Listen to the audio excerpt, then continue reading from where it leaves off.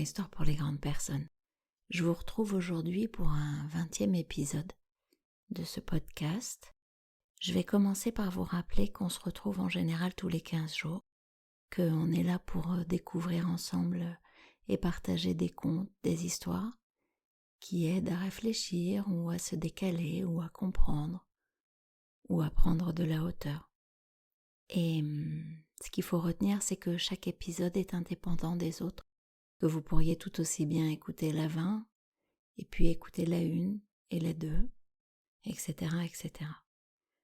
Aujourd'hui, j'ai choisi un conte de Jacques Salomé qui va dans le sens de ma conviction profonde que tout ce qui ne s'exprime pas s'imprime. Et il est donc question du rapport à nos émotions et à la façon dont elles se traduisent dans notre corps. Très souvent, finalement, on ne le sait pas, mais on a des mots du corps, des douleurs, des sensations, qui sont une façon que ce dernier a trouvé pour attirer notre attention sur une émotion qui est tue, qui n'est pas exprimée. C'est une autre forme de langage. Et finalement, pour moi, ce qu'il faut retenir, c'est que taire une émotion, c'est prendre le risque de la retrouver sous forme d'un mal au dos. C'est de ça dont il va être question aujourd'hui. Dans la symbolique du langage corporel, il y a beaucoup d'autres définitions associées. Nous allons donc parler de mal au dos.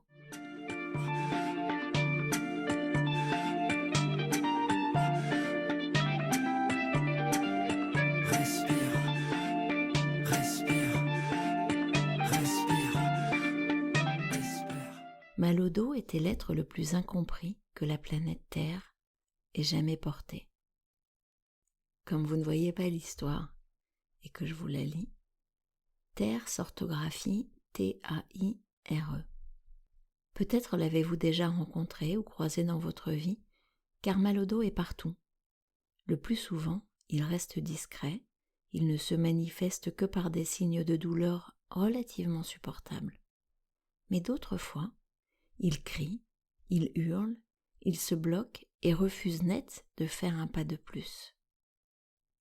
Il faut tenter de comprendre un peu mal au dos. Il est incompris et il ne peut s'exprimer que par la violence.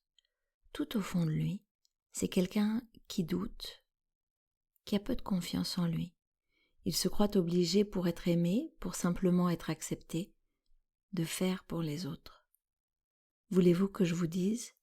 La vie de mal au dos est faite de plein d'injonctions qu'il se donne à lui-même.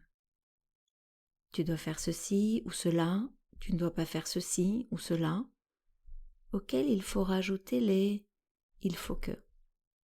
Ah, les « il faut que ». Les « il faut que » qui remplissent son existence. Dès le matin, avant même d'ouvrir les yeux, il y a déjà plusieurs « il faut que » dans sa tête. Mal au dos a le sentiment qu'il n'existe qu'avec l'accord ou l'approbation des autres. Bien sûr, il tente de s'affirmer quelquefois, mais comme vous le savez, c'est sur un mode violent. Comme il souffre, il crie fort.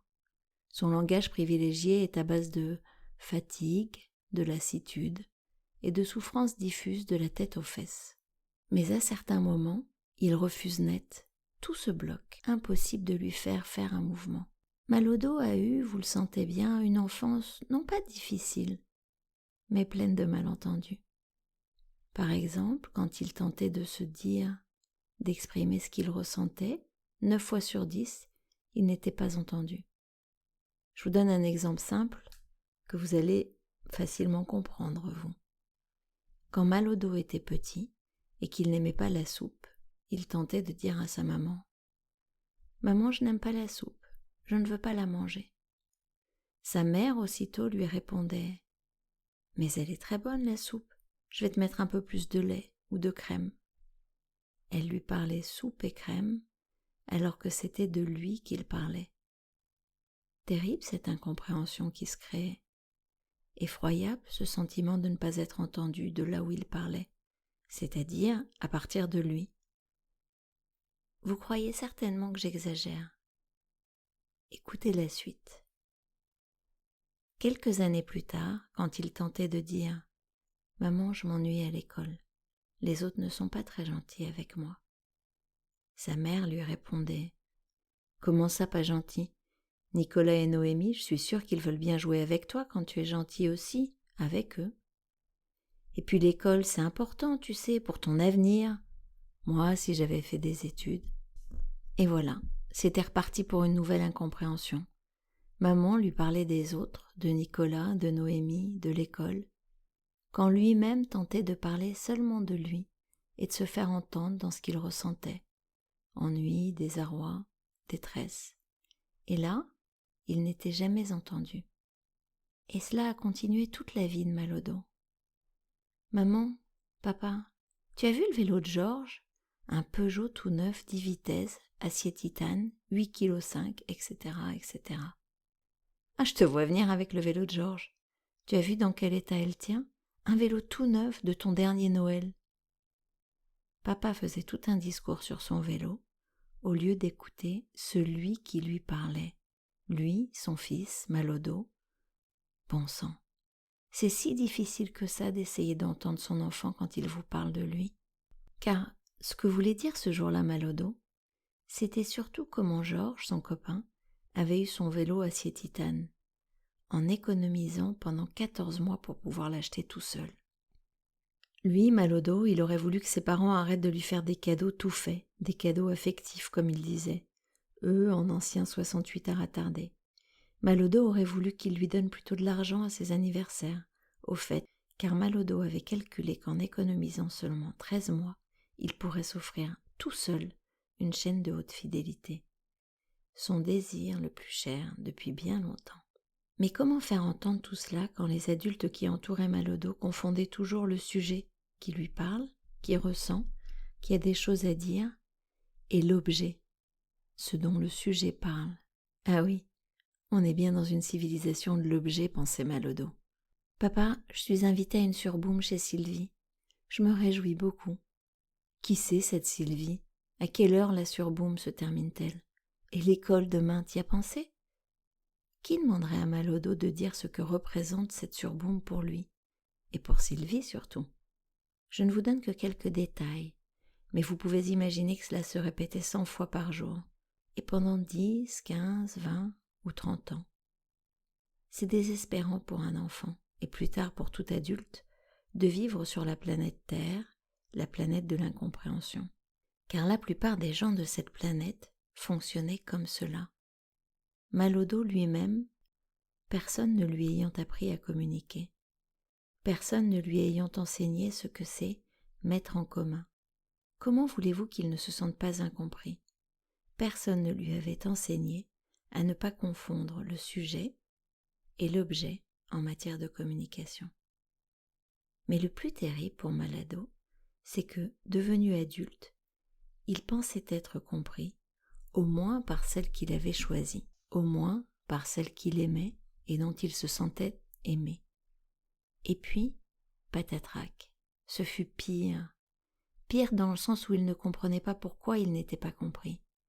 Un soir, en rentrant dans son foyer, il ose dire « Ah, je n'ai pas chaud, j'ai froid dans le dos. » Et il entend son aimé répondre « Mais le thermostat est à 24. » Ce qui voulait dire qu'il aurait dû avoir chaud puisque le thermostat était aussi élevé. Tout se passait dans la vie de Malodo comme s'il n'était pas possible de dire son propre ressenti, son vécu à lui, sans provoquer un rejet, un refus, une incompréhension, bref, une incommunication. Et lui aussi pressentait qu'il fonctionnait comme cela, avec le même système. Quand il avait envie de faire l'amour le soir avec sa femme, il ne supportait pas qu'elle n'en ait pas envie. C'est pas normal, c'est que tu ne m'aimes pas, tu n'as jamais envie. T'es frigide, t'es comme ta mère. Lui aussi, dans ces moments-là, ne savait pas entendre ce que ressentait l'autre. Ils avaient passé ensemble un week-end de 3 jours à Venise. Il avait eu beaucoup de plaisir.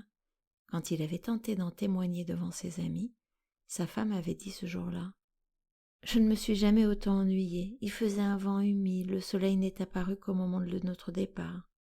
Moi, j'avais envie de rester à l'hôtel et de lire, loin des enfants, calme enfin. Et lui me traînait à pied en gondole à mazout dans tous les coins et recoins de Venise.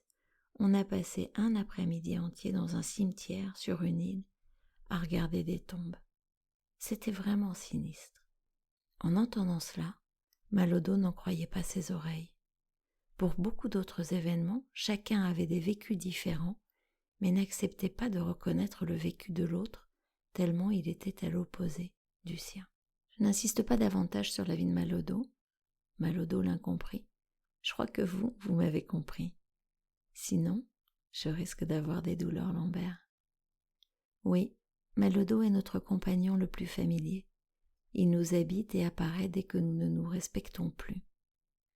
Au fond, il pourrait être considéré comme un ami. Chaque fois qu'il arrive, il tente à sa façon de nous dire « Attention, il y a un conflit en toi, pas avec l'autre, mais avec toi-même. Soit tu ne t'es pas respecté, soit tu as voulu faire plaisir, satisfaire l'autre en renonçant à ton propre désir, en oubliant ton propre projet. » Mal au dos utilise tout plein de trucs, très habiles, douloureux d'accord, mais pour tenter de nous dire « Prends le risque de t'affirmer, renonce à ton besoin maladif d'être approuvé, de rechercher l'accord de l'autre dans tout ce que tu fais ou ne fais pas. Prends le risque d'être plus toi-même. » Voilà le message fondamental de Mal au dos l'incompris. Ose le risque de te respecter en restant en accord avec toi-même.